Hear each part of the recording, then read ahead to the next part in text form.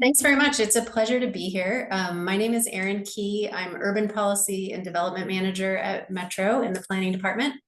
And together, I'm here with Ted Reid, who will also be doing this presentation with me. Ted Reid is the project manager for the urban growth management process and a principal regional planner at Metro.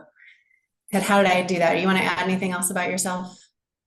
Nothing to add. Thank you, Eryn. Good to be here. So I'm going to kick this presentation off, and then I'm going to hand it over to Ted to get into some really good details. Our intention today is to give you an understanding of Metro's urban growth management process, but also more importantly, dig into the one we're in the middle of. We call these cycles because they occur every 6 years. That's our state requirement, is to review our urban growth boundary in that period. And we'll talk a little bit about what that means and share with you just some really great data that's been coming out of the analysis leading into the decision that comes later in this year. So how does that look? Have I shared my screen correctly, everyone? Good. Yep, you're good, Eryn. Fantastic. Okay. So I'm going to dig right into it. Why do we have urban growth management? I don't think this is unfamiliar to anyone in this room, but I'll go over some of the basics because it's also really important to ground ourselves. We get sometimes so caught in the details of what's going on in this moment. We need to remember that this process is all about a really long range vision. It's baked into its very nature that we're looking ahead 20 years. We're trying to be ahead of the trends. But at its heart, it's about deliberate planning. It's about being deliberate about how we grow so that we protect farm and forest lands, that we're investing in existing communities and getting the most out of the land we have available for development. We want to encourage a variety of housing choices across the metro region, which of course is an agglomeration of many cities and counties.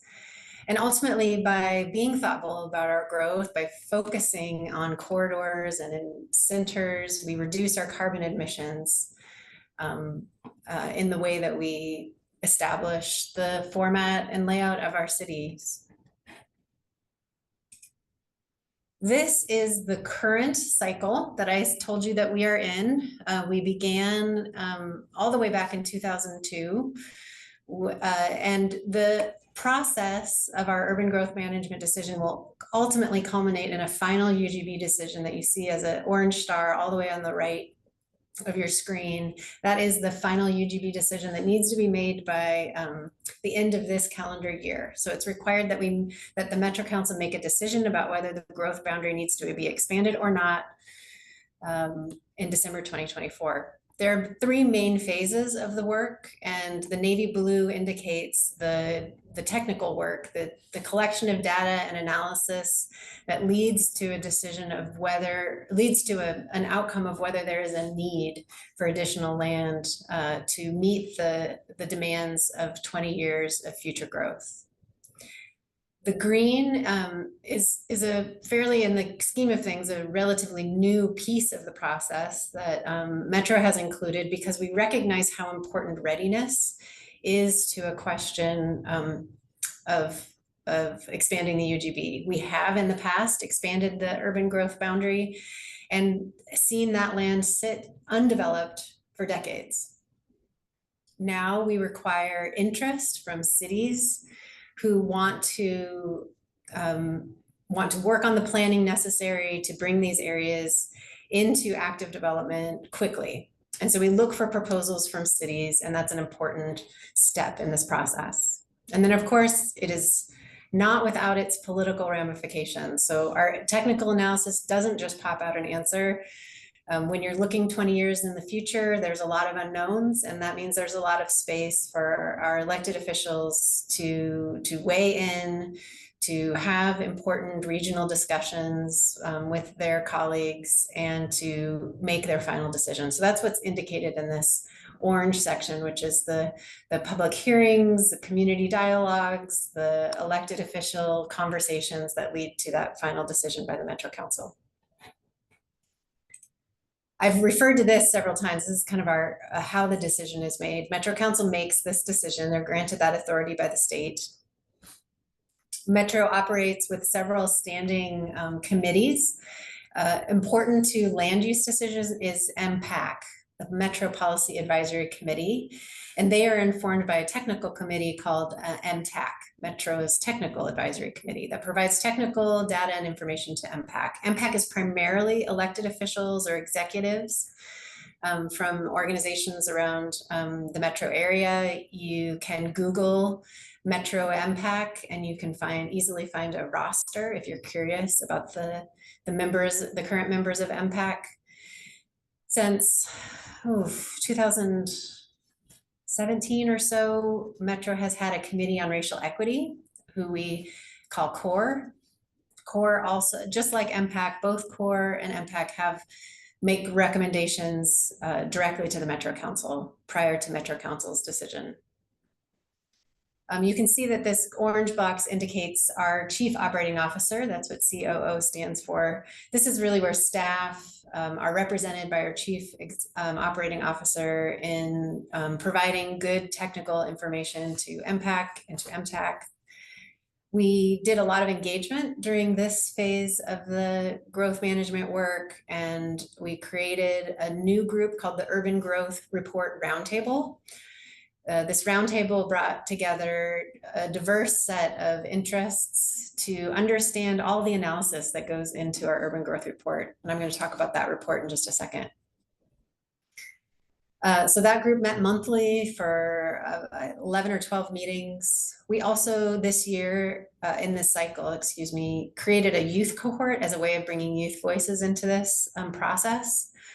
We find that it can be really helpful. You really need to learn a lot about growth management and the data analysis, and to be ready to participate in a decision about an urban growth boundary. And so this youth court really gave a set of young people an opportunity to learn about planning and learn about the process that goes into making a UGB decision, and giving them some tools to make their own recommendations to their Metro Council members. We always have a land use technical advisory group. This is the opportunity for local staff from planning departments and sometimes private companies around the region to look at our methodology, review materials that are coming out of the technical review, and give us feedback along the way. So that's a really active group that helped produce the materials that are in our urban growth report. So what is this urban growth report that I keep talking about? That it is a decision support tool. It really brings together all of the technical analysis and data about future growth projections in both population and in employment, and the capacity of our existing land inside our existing growth boundary to accommodate that growth. All of that data and information is brought together in one report. It was released in July. You can find it on Metro's website.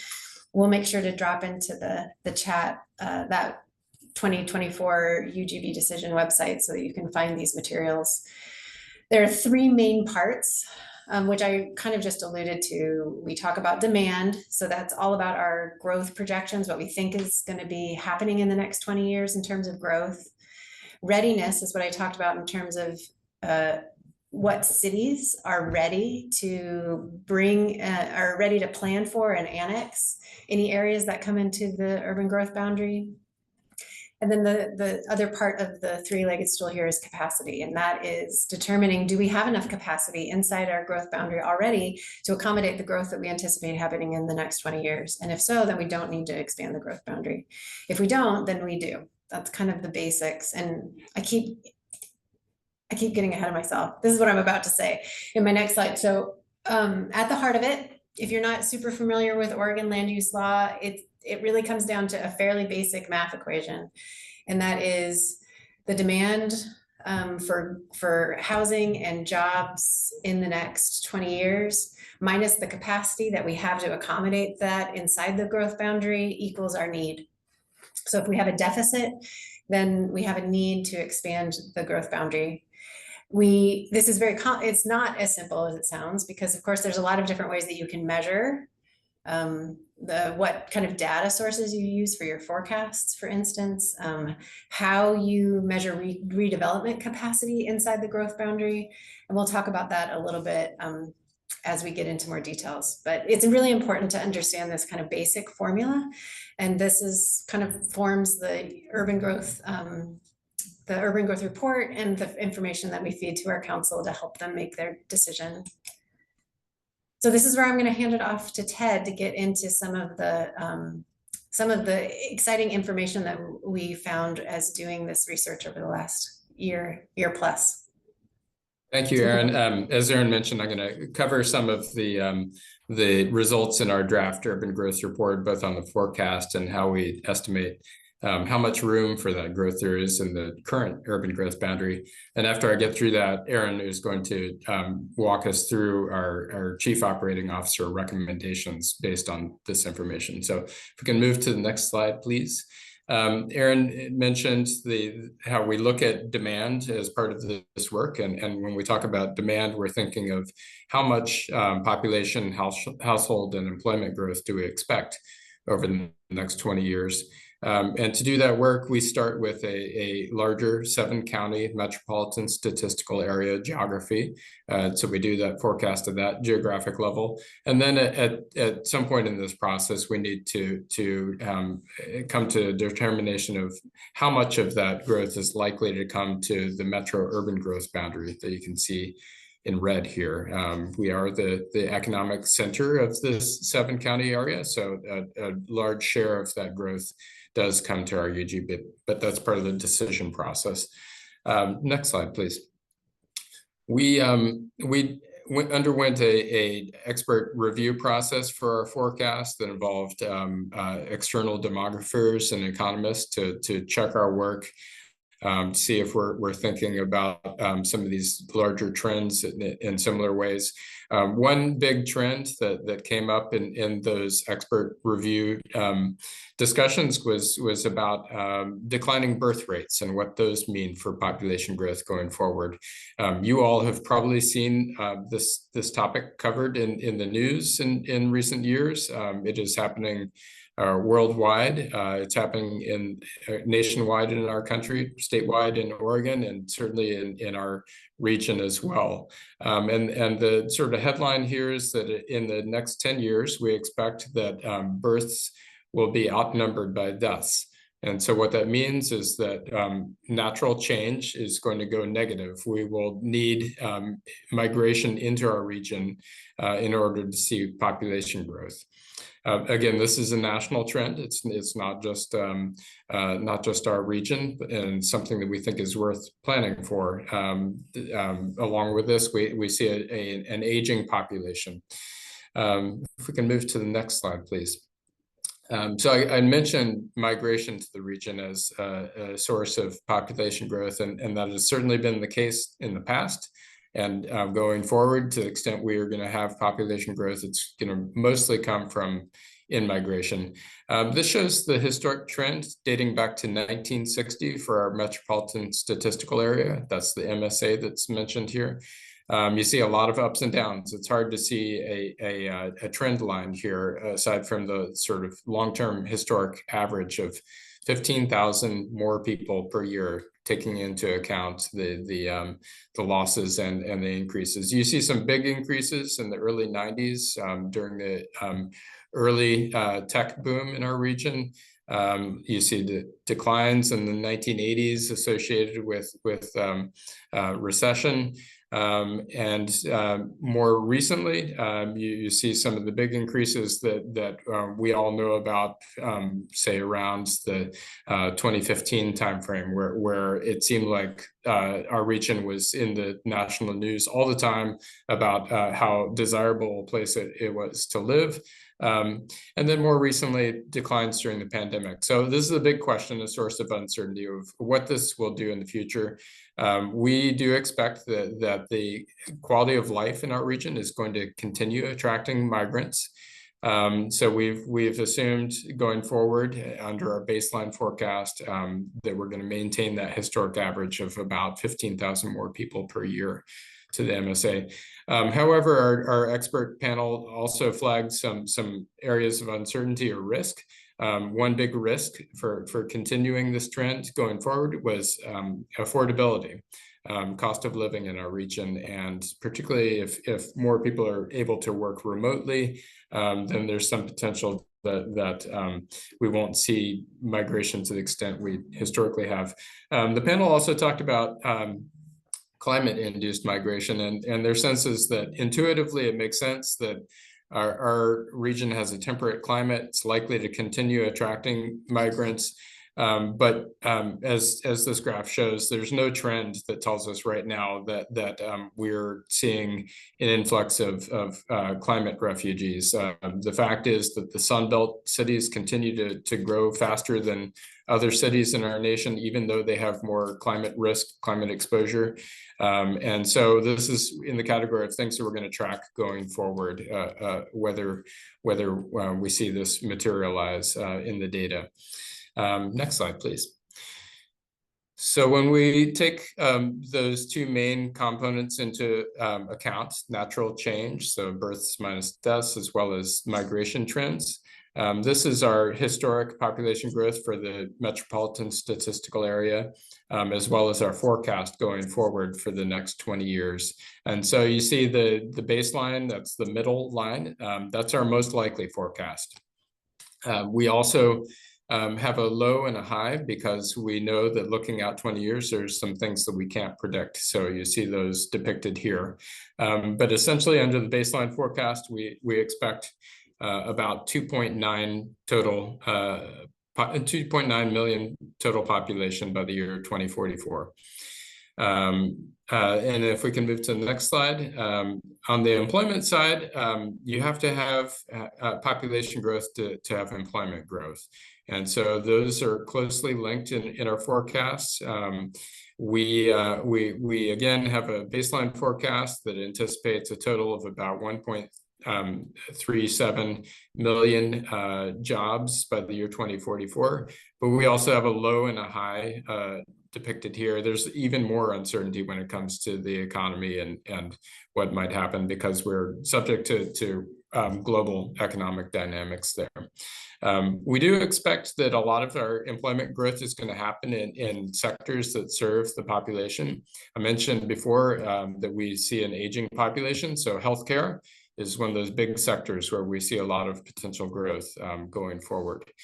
Next slide, please. Okay, so talked a bit about the demand side. Now I'm going to switch gears and talk about how we estimate how much room for growth there is for housing in particular to start here. So three different categories of what we consider growth capacity. The first one is the most self-explanatory, vacant or partially vacant land. So we go about a very intensive review process, starting with satellite photos of the entire region, identifying vacant parcels, addressing the environmental constraints that exist on those lands. So that's the most straightforward part.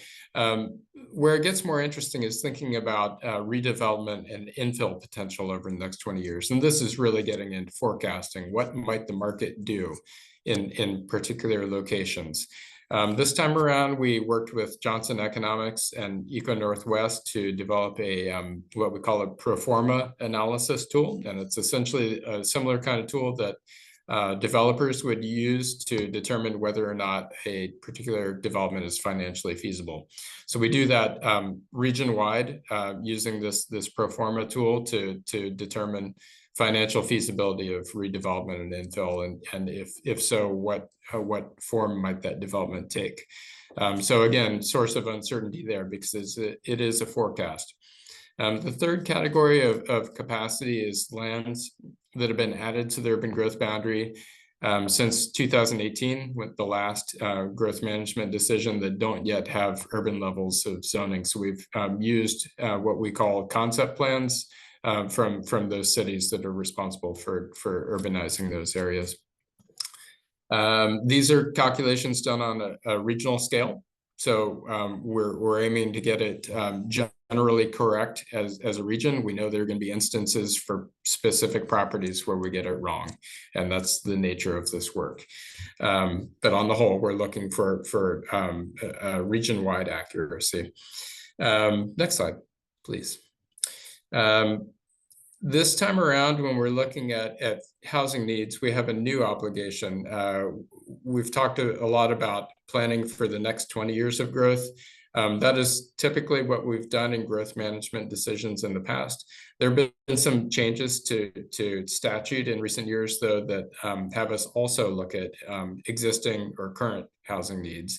And so we folded that into our analysis this time, again, looking at next 20 years of growth as well as existing or current needs. Current needs are understood as a few different components. One is housing for people who are experiencing houselessness. So we've done some work around estimating that. And then historic underproduction. Many of you have tracked this or have direct experience with it, how housing production really slowed down after the housing bubble, 2008, 2009. Population growth continued, but housing development did not. And so now we have a backlog really nationwide where there's simply not enough homes for people. And so that's folded into this analysis too now. Next slide, please. So in order to put this together, the capacity side, the demand side, we worked with our consultant team to develop 3 different scenarios to understand how future households might make choices about where to live. The first scenario we called following in footsteps. And this is essentially saying that 20 years from now, someone who will be my current age today is going to make similar choices to the choices that I made. So what that means in practical terms is that a lot of the housing mix skews more towards single unit detached housing. The other end of the spectrum, we had a scenario that was strong urban markets, and you can think of this as it being 2015 all over again. So a lot of the very urban development that we saw around that time frame continues to happen over the next 20 years. Sort of the Orenco Station, South Waterfront, Pearl District, Division Street, the places. We see a lot of that going forward. And so what that means is more multifamily housing.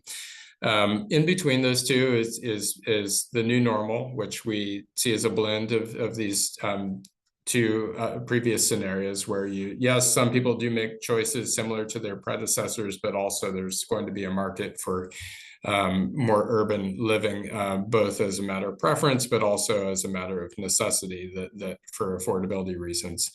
Next slide, please.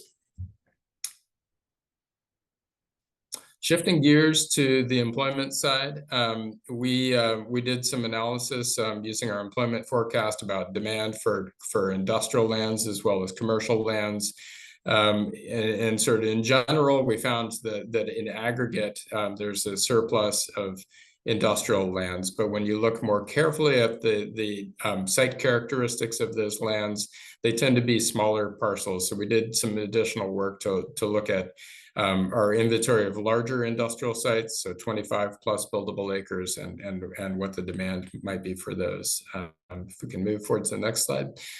This is that inventory of those 25 plus buildable acre industrial sites that Metro has conducted a number of times over the years in coordination with the Port of Portland, Portland Business Alliance, and others. And so we've updated this work recently, utilizing work that was done for the statewide semiconductor task force to make sure that this is up to date. The tiering of these sites is development readiness.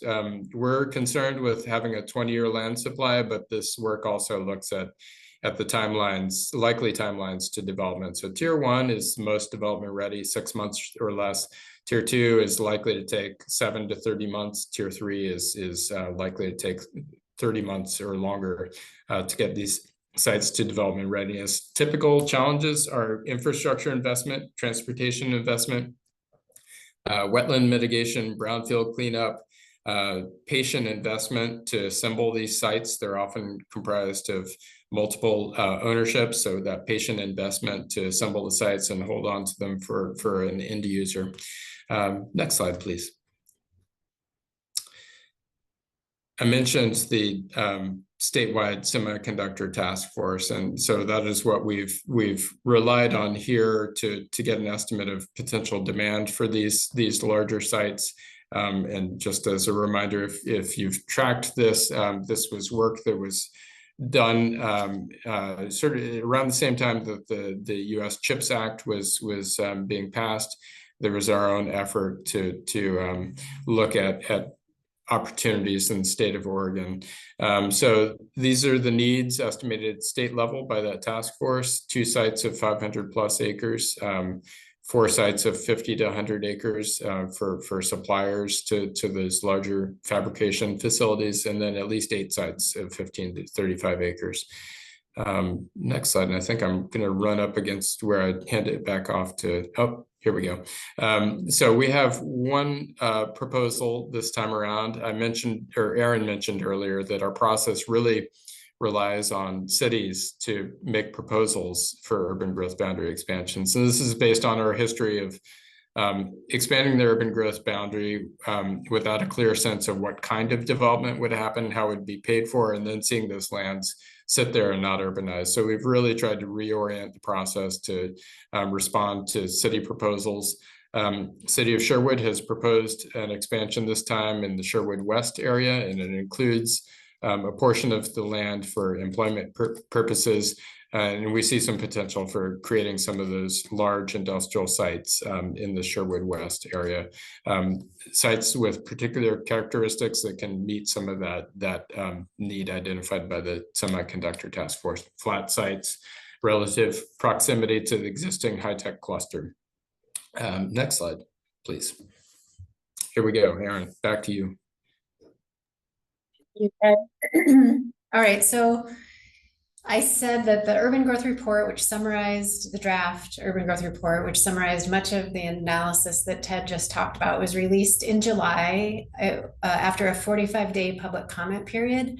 A staff recommendation was released to kick off the political conversations about this decision. So I'm going to go over that recommendation so that you understand where the current conversation is. So this reflects what I just said.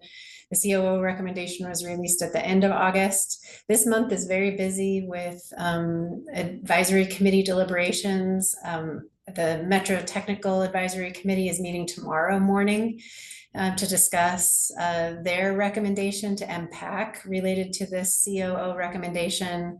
MPAC will do the same on September 25th. And on September 26th, Thursday the 26th, Metro Council will hold a public hearing to hear public feedback about that COO recommendation.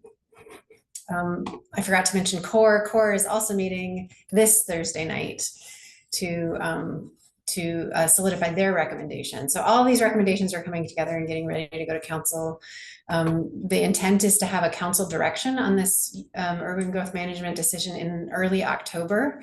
There's Measure 56 and other important public notices that have to occur post that or prior to the first reading, which we are scheduled to do in November, with a second reading in December to lead to that decision.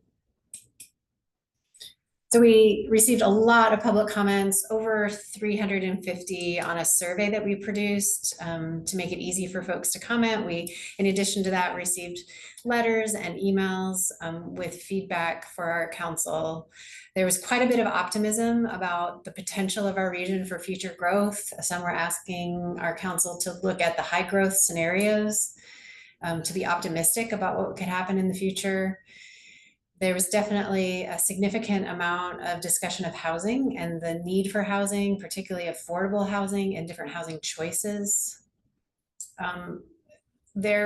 We did get a significant number of feedback specific to the Sherwood expansion, which really isn't that surprising.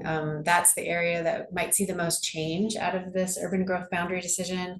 And so from them, we heard both interest in housing, but also a lot of concerns about the potential expansion's impacts on traffic, the lack of transit options currently in Sherwood, impacts on existing farmland and agricultural activities in that area, impacts generally to the environment and climate change, and of course, concerns about how to pay for infrastructure, et cetera.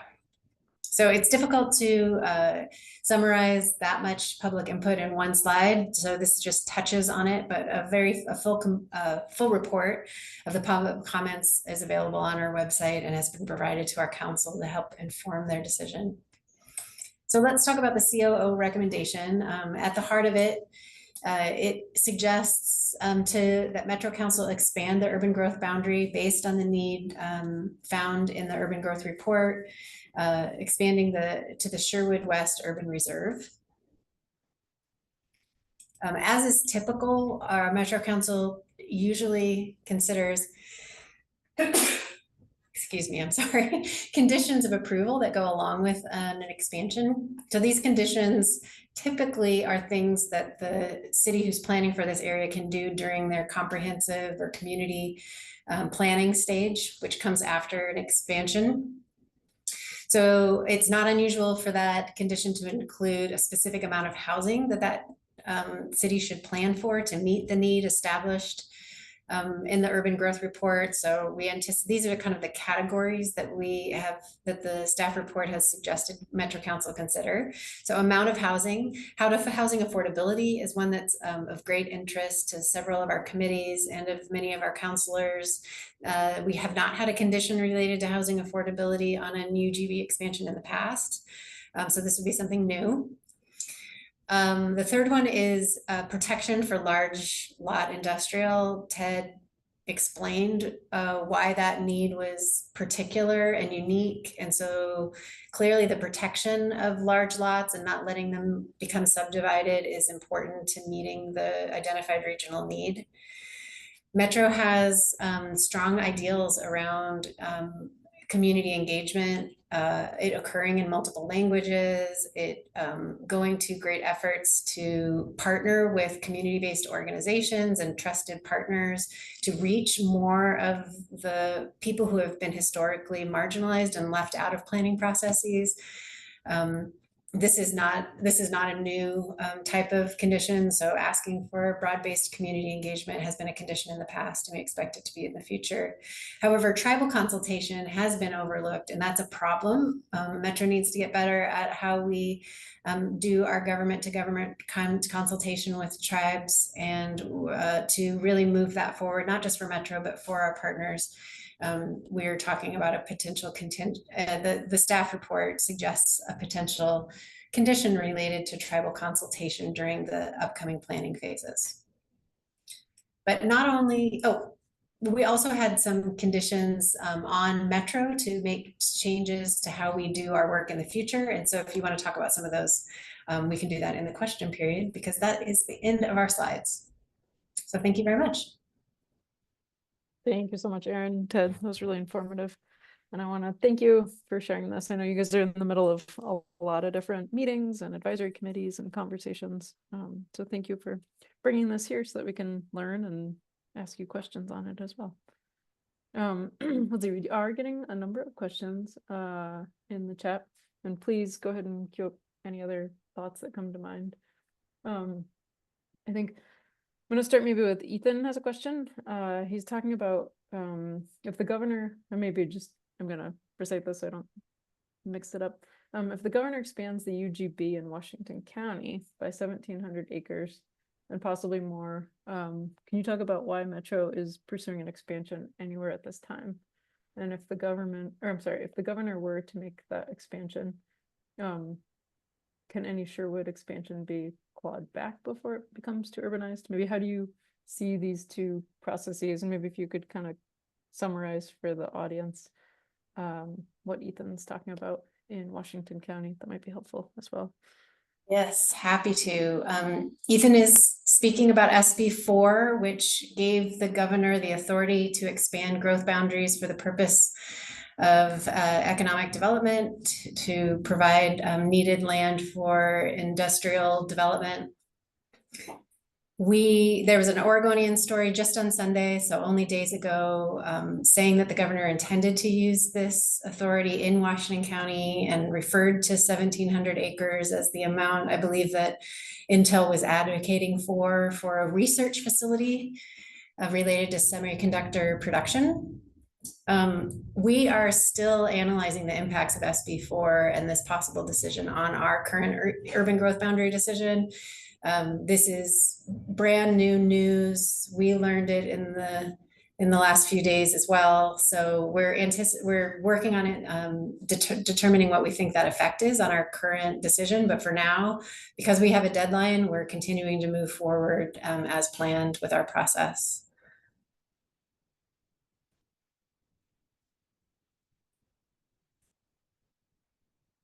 You are muted, Fiona. Thank you. I'm going to move to David. David's got a question.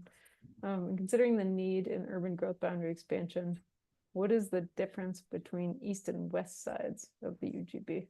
And David, we might need a little more context. Ted, do you want to take this one? Sure. Thank you for the question. So Metro is a regional government. We have a role of looking out with a regional perspective on growth. So that's how we approach this work, thinking about growth at the regional scale. I would say, though, that you can easily observe that all of the proposals we've gotten in recent years for expansions have come on the west side. And so I think that's something that's interesting to note, at least, that seems to be where the desire is to have urban growth boundary expansion growth.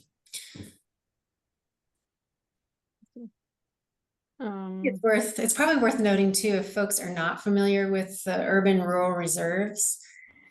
This was a process in 2010, 2011. So we are not expanding just into whoever city raises their hand. There are specific areas identified for urban reserves.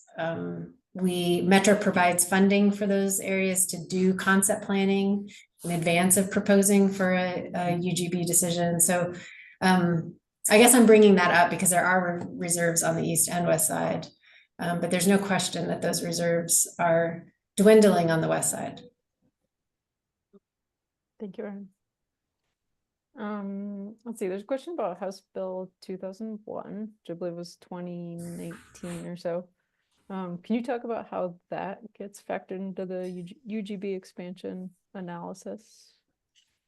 Sure, I can speak to this a little bit. So House Bill 2001, you'll recall, is the bill that's often called the Middle Housing Bill, and it was essentially instructing cities and counties that in their single-family neighborhoods, they needed to allow a greater mix of housing, so townhouses, duplexes, triplexes, fourplexes, cottage clusters, that essentially zoning regulations should allow more flexibility there to produce those kinds of housing that typically come in smaller footprints and can serve an important role for housing affordability and housing choice. This was one of the main reasons, now that it's been implemented by cities and counties, that we worked with our consultant team to develop that pro forma tool I mentioned. Because there's not a lot of track record about how much of that middle housing might get developed. So we needed some means of essentially estimating how much growth capacity there is for this middle housing in existing and new neighborhoods. A lot of it would happen through infill. So we needed some ability to estimate that. And so that's how we approached it, using this financial feasibility analysis. And what we found is that middle housing is from a financial feasibility perspective, very competitive, and that it is often the choice that developers may make if they have a parcel of land, and that's an option. Thank you, Ted. There's a follow-up comment by Ethan that just I think there's some concern about going forward without the governor's kind of potential actions in mind. I assume this may come up probably in discussions in the coming months as this kind of nears the finish line of a decision point. Do you want to elaborate on anything further there? Yeah, Fiona, there's no question that there will be increased discussion about this. I never indicated that we were ignoring SB4 or the impact that that would have. Instead, I said that we are still analyzing what the impact of this is on our urban growth boundary decision and what we're going to, how we'll respond. So please give us some time. I'll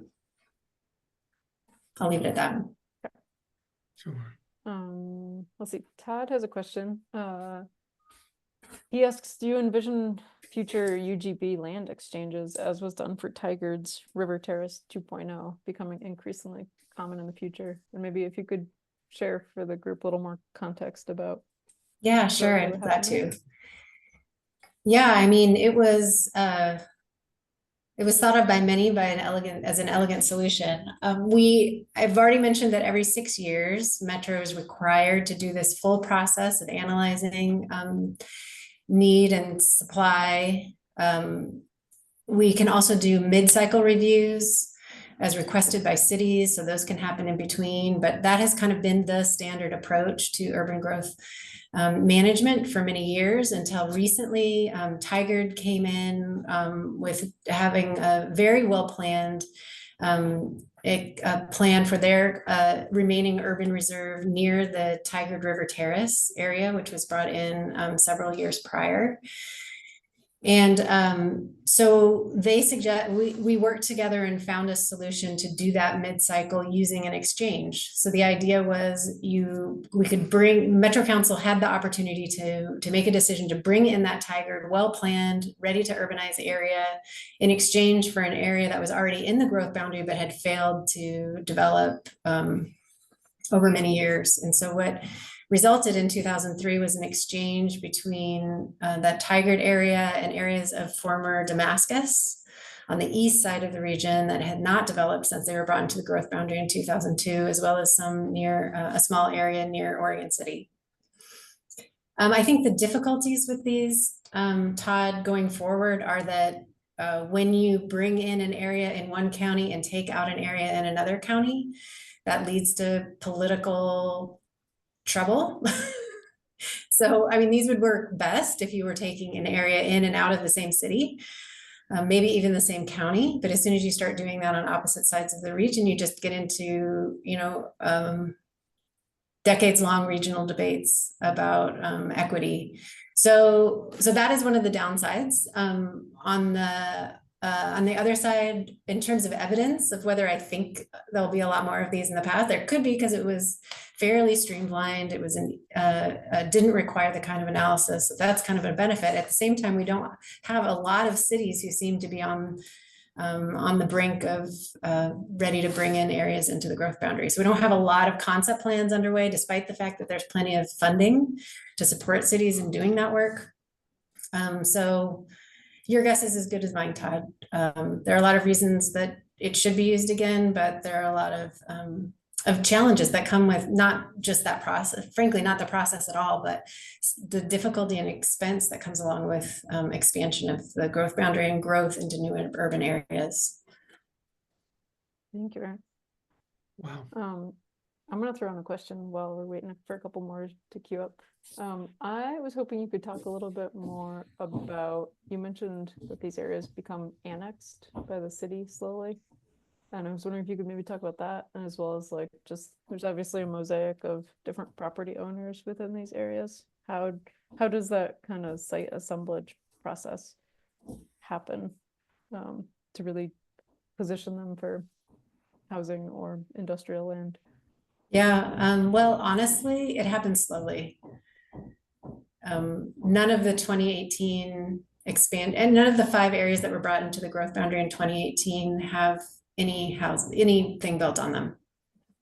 So, and even those that are moving most quickly, I'd put Hillsborough at the front. It still just takes a very long time to do the planning required. to bring those areas in, and the financing plans necessary to pay for the infrastructure needed.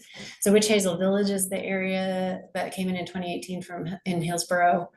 They've got zoning now in place, but they're ahead of Beaverton, who is still in the process of completing their community plan for the South Cooper Mountain area. So there is quite a lot of work involved. Property owners do not, of course, need to make these changes just because the zoning is in place. So cities then annex at request of property owners ready to develop. We are seeing it actually happen. Maybe I've misspoken now. King City, I think, is the place that has the most active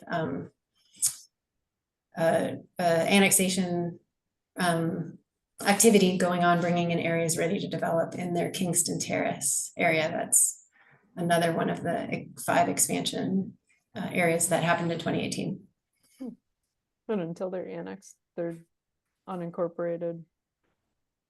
Yeah, let me just talk about the phases. So once the area is brought into the growth boundary, many of these cities have done a little bit of comprehensive or a little bit of concept planning. So they've done some engagement with their community, and they've raised some of these issues. But the next step is to produce their comprehensive plan, update their comprehensive plan to include these areas. And often that means updating their TSPs. So to put all the needed planning in place to provide for those areas. Following the update of their comprehensive plan, then they put their zoning code in place. After that zoning code is in place, then as development comes in, the city will annex those areas, and Metro will annex it into our district as well when those development proposals come in. And that's what's happening in Kingston Terrace, King City. Cool, thank you for that. Let's see, there's a question from Michael O'Brien. Can you please describe MTech a little bit more, and maybe what opportunities for involvement there might be to join this group? Yeah, thank you, Michael, for bringing this up. Michael O'Brien is on MTech. We thank you for your volunteering on that committee. I am the chair of MTech. MTech meets monthly.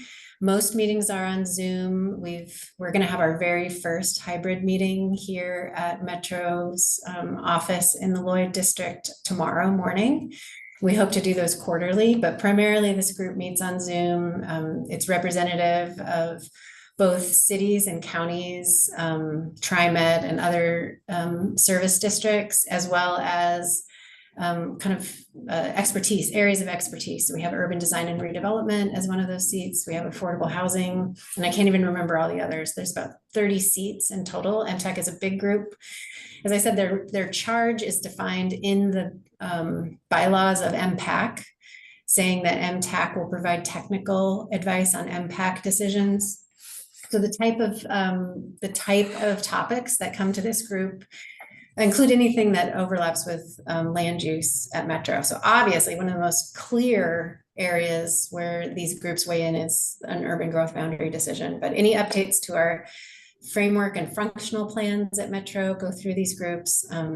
They participate and make recommendations to Metro Council and JPAC related to the RTP, the Regional Transportation System Plan, every cycle that comes through.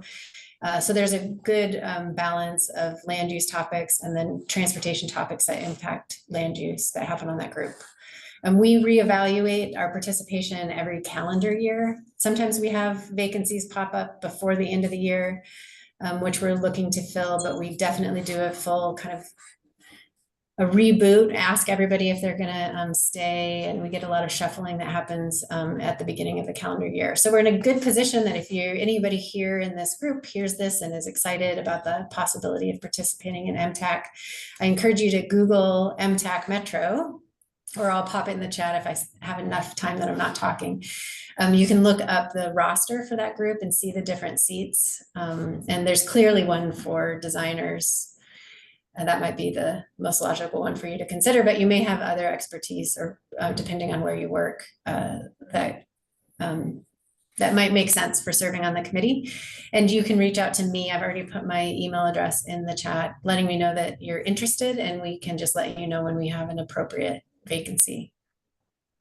Awesome. Thank you, Eryn. And just in case anybody didn't see it, David had a question earlier that Eryn responded to, just about, you know, big cities versus little cities and how their representation is kind of balanced within a process like this. And Eryn, you mentioned there's generally 3 of the smallest cities and 3 of the largest cities of the region that have a seat to participate. Is that correct?